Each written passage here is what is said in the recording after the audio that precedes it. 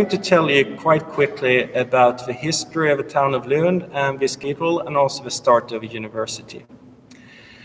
To do so, I have to go back to Viking time, because there was a Viking king called Harald Blåtand, Harold Bluetooth, if I translate that into English, so then you know where the name for the technical device came from. He introduced Christianity into his kingdom. We think that happened around 950, and it was his son, Sven Tvehåg, Sven Forkbeard. He was the one who founded the town of Lund. And Lund was from the very beginning the king's town, but also a Christian town. Around Lund were still heathen villages, but from the beginning, Lund was a Christian town. What happened next was that we got our first Christian bishop. That happened in the year 1060. He came from England. His name was Henry. We don't know very much about him, but we know that it says in the history books that he drank himself to death, which is not a good thing to have written about you if you're a Christian bishop. But it was the German who wrote the history books, so we don't know if it's actually true. In 1085, something important happened, which is still important to this day, because then the Danish king Knut den Helige, Knut the Holy One, decided to donate a lot of money and a lot of land for the building and upkeep of a church in the town of Lund. And the thing is that this church is a legal entity and is still the owner of all this land. So if you travel this region, you will see a lot of rich farmland, and this church owns that land. So that means that we can take care of its church. It costs an awful lot of money to do so. If you traveled Europe, you know that there are entry fees in many cathedrals around Europe. I think it costs about £20 to get into the cathedral in London, Westminster Abbey. And we all know how difficult it's been in Paris to rebuild the Notre Dame. But because of this donation from the king, we don't have to do that here in Lund, as we have the money we need, thanks to this king in 1085. In 1103, 1104, it was decided that by the Catholic Church that Lund was going to be the northernmost archdiocese of the Roman Catholic Church. So then the building of this cathedral was put on steroids, and it was finished in 1145. So the church here is almost 900 years old. This was also the birthplace of Lund University. Behind me, you can see the high church. Up there are wooden chairs, and that was where the first student university sat in 1668 when lectures started here in Lund. There were 3 faculties who had their lectures here in Lund at the time.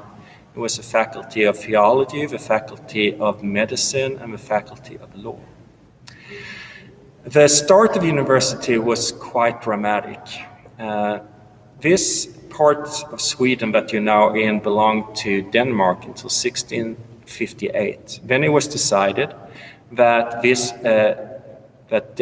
Denmark had to give up this part of their land to the Swedish king.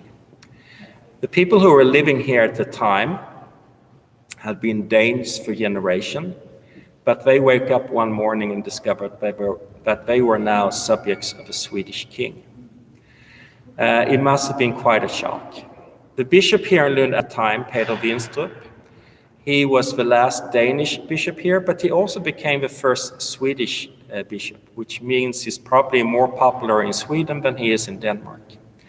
He was the one who came up with the idea to start a university in Lund, here in Lund, to make the people down here as a gift to them, so the Swedish king would be more popular to his new subjects.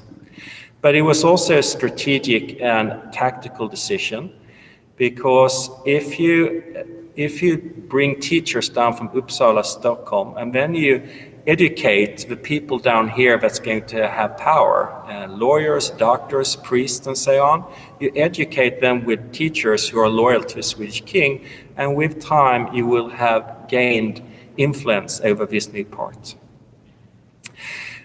So Lund University came about in turbulent times, and you can actually see that on the crest of Lund University. It's a lion with a sword in one hand and a book in the other hand, and the Latin caption says, "Ready for both to do battle and to study."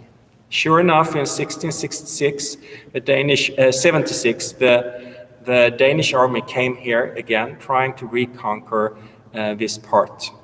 There was an extremely bloody battle fought to the north of Lund.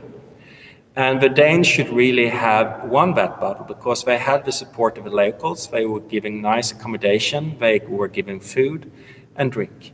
The Swedes, on the other hand, they were sick, they were cold, and they were starving. This was in November, so it was very cold. But in the end, it turned out that the nice accommodation, and especially drink, worked against the Danes. It says in the history books that maybe they parted a little too much on the eve of a battle because the Swedes took them by surprise. And the battle that they should have lost, they won because they fought with desperations, and frankly, the Danes were a bit hangover, so they lost the battle. So it's an important lesson for everyone here not to party on the eve of a battle or, in your case, an exam. Usually I do tours of the cathedral but because of the ongoing situation with Corona, I can't do that. Hopefully, during your stay here in Lund, I will be able to do that again, and then I would very much look forward to see you here in the cathedral.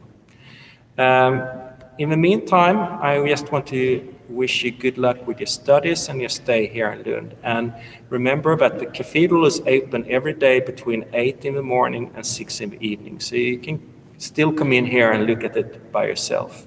And hopefully, like I said, I can welcome you later for actual tours. Thank you for watching this.